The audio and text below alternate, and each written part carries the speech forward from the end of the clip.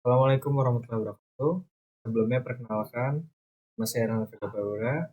Di sini akan mempresentasikan sebuah uh, materi dalam mata kuliah hukum pajak, yaitu kedudukan hukum pajak dalam sistem hukum pajak di hukum di Indonesia.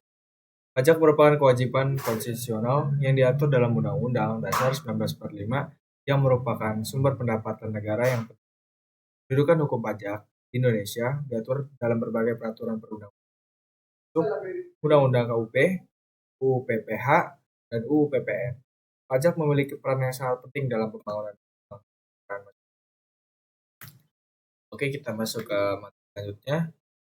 Perbedaan konsep pajak dan retribusi. Pajak. Kewajiban pajak konstitusional yang dibebankan pada warga negara berdasarkan undang-undang. Diatur berdasarkan atas kepatuhan dan digunakan untuk membiayai belanja negara. Yang kedua yaitu retribusi.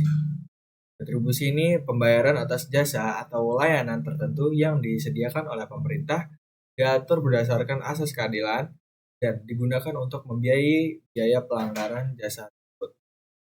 Kita lanjut berikutnya, saya akan menjelaskan tentang syarat-syarat pemungutan pajak yang sah.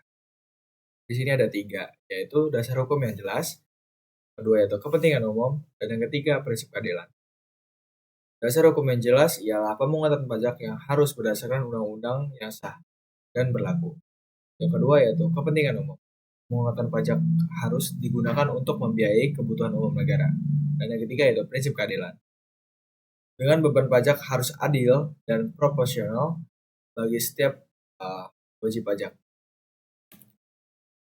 Kita lanjut ke slide berikutnya. Di sini saya akan membahas tentang bentuk-bentuk perlawanan pajak dan dampaknya. Ini ada 3 juga, yaitu penggelapan pajak, penghindaran pajak, pembangkangan pajak.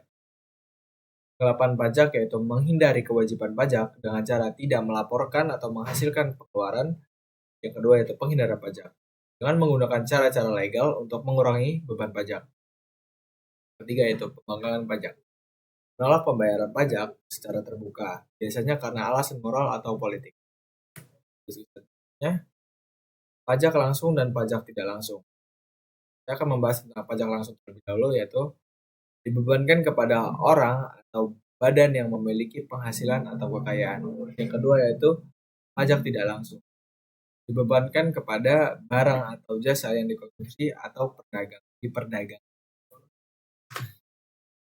Lanjut ke berikutnya. Di sini masuk ke asas pemungutan pajak yang ideal. Di sini ada 4, yaitu keadilan, efisiensi, dan kesederhanaan, transparansi. Yang pertama yaitu keadilan. Beban pajak harus adil dan proporsional terhadap kemampuan wajib pajak. Yang kedua, efisiensi. Sistem pajak harus efisien dalam pengumpulan dalam administrasi. Ketiga yaitu kesederhanaan. Aturan pajak harus mudah dipahami dan diterapkan. Dan yang keempat yaitu transparansi. Proses perpajakan harus transparansi atau akuntabel. Kita lanjut ke slide berikutnya yaitu pengelolaan dan administrasi perpajakan. Di sini ada perencanaan pajak, pengumpulan data, pemeriksaan pajak, penagihan pajak. Perencanaan pajak yaitu pembayaran pajak, laporan pajak, pengawasan pajak, dan restitusi pajak. Lanjut ke slide berikutnya. Di sini saya akan membahas tentang reformasi perpajakan di Indonesia. Di sini ada 4, yaitu peningkatan tata kelola, perluasan basis pajak, peningkatan keadilan pajak, dan digitalisasi perpajakan.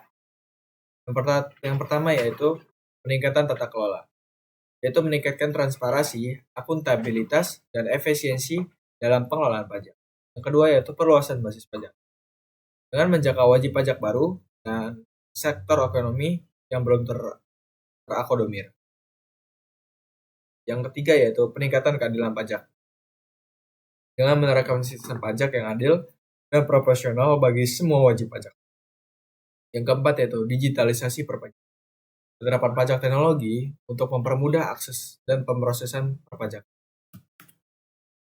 Kita masuk ke peran masyarakat dalam sistem perpajakan. Kewajiban membayar pajak.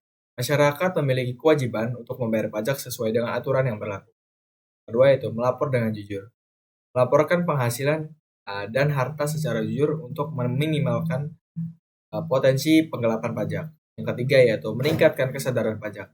Masyarakat harus memiliki kesadaran dan pemahaman yang baik tentang pentingnya pajak. Kesimpulan dan rekomendasi dari saya yaitu sistem perpajakan di Indonesia masih memiliki beberapa kelemahan yang perlu diatasi. Reformasi perpajakan yang komprehensif dan berkelanjutan perlu dilakukan untuk meningkatkan kualitas dan efektivitas sistem perpajakan. Masyarakat juga memiliki peran penting dalam mendukung sistem perpajakan yang baik dan berkeadilan.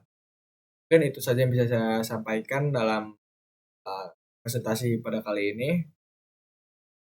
Bila ada salah kata, saya mohon maaf. Assalamualaikum warahmatullahi wabarakatuh.